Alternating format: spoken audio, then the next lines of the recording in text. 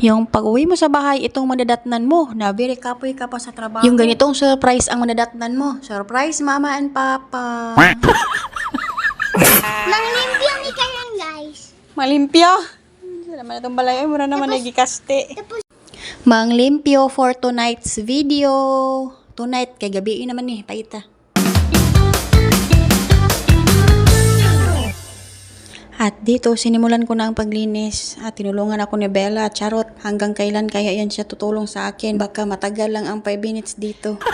Ay, naku guys. Sino ba namang ibang maaasahan sa gawaing bahay? aga man mo diga asa mo. Manglimpyo mag-apel.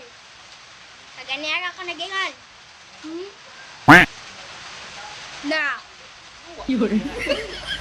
Huwag mo akong ginagaya-gaya, Bella, kasi ako lang matapang sa bahay na to, ha? Baka duklin kita ngayon.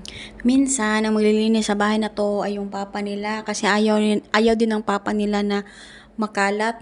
Kaya nga, yung mga bata, wala pa talagang buot. Hindi maaasahan na malinis talaga ang bahay. Pero ngayon, hindi talaga sila naglilinis. Kaya pagod kami sa trabaho. Pag uwi namin, pagod pa rin kami. Mas lalo nang napagod, nakakapoy na kami talaga. Ganito talaga papel nating mga nanay, no? Pabalik-balik na lang yung trabaho natin sa bahay. Pero, sulitin na lang natin kasi pag malaki na sila ay mamimiss din natin tong mga times na to. Yung kalat-kala, pero mauugtas pa talaga tayo ngayon.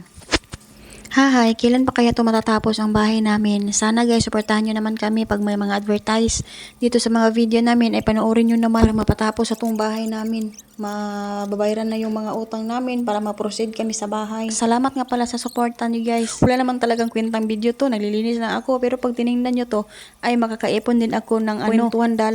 Depende kung saan naabutin ang video na to. Baka naman makalambing dyan, pakishare naman ng videos ko, kahit saan doon. Nakakapagod talaga to guys, kahit tingnan mo pa lang ay pagod ka na, tingnan mo nga naman to, may syurak, pero may mga cellophane, may mga papel, ay naku, at meron pang trapo doon, oh, green na trapo, pati yung galon, nasa yuta, ang galon nasa lupa, mga basket, mga balde, ay, wala na, mabubuang na talaga ako nito. Ay, ewan ko ba sa mga anak ko, hindi man marunong maglinis. Uy, ako, nung bata pa ako. Masipag na talaga ako, guys. Wow. Sana all. Kahit tanungin niyo pa yung mama ko. Alam ko na mga gawaing pambahay. Kahit noong 3 years old pa daw ako, hindi ko abot yung hugasan ng pinggan. Umaakyat ako. At saka, mag-arrange ako ng mga tiklupin. Basta alam ko na mga gawaing bahay. Kahit tanungin niyo pa mama ko, guys. Sana naman at kawaan tayo ng Diyos at malagyan na ito ng sahig para hindi na ako magbasa-basa dito. At tinulungan ako nila na magtiklop ng mga damit. And then si Bella ay nalubat na, ayun, humiga na. At dito sa bandang to, kaya may space kasi isisibog namin yung kwarto ng mga bata para mas lalong lumaki at mas malaki na rin ang linisin. At itong mga silupin na to, ito yung mga props nila, yung entrance. Nako, ano pa naman gagawin pa naman dito? Ihihipos pa ba to? Nako, susunugin na natin yan kasi nakakalat na yan dito. Puno-puno lang yan sa ating hipusin. At yan, nakatapok na yung mga silupin. Ay dito na natin sisilaban. Ano pa ba natin gagawin dito? Dadalhin pa ba natin ito sa labas?